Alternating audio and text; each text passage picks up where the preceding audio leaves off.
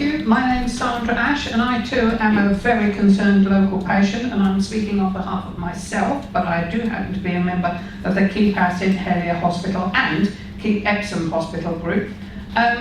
Something I'd like to ask, the very first criteria that you mentioned causing this rethink is the challenge of workforce.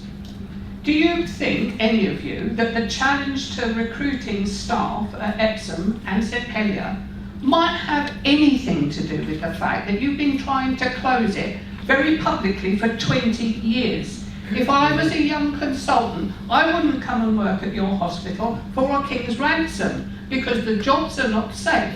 And it's also very likely that you're going to lose your teaching status if you end up with a single acute facility parked in the back of the Marsden.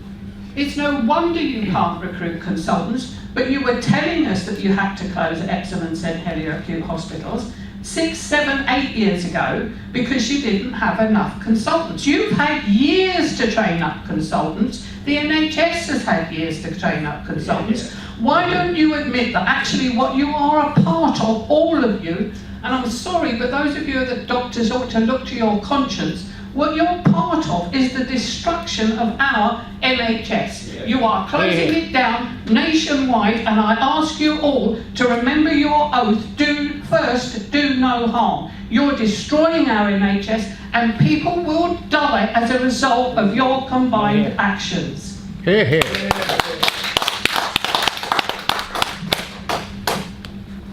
So thank you for that. I think there was a question on recruitment.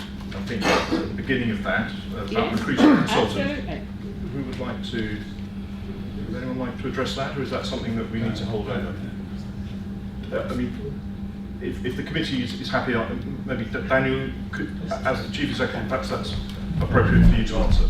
He's not a member of this. He's not a member of this group. I was talking to you, not Daniel. I talk to Daniel regularly. I'm asking you.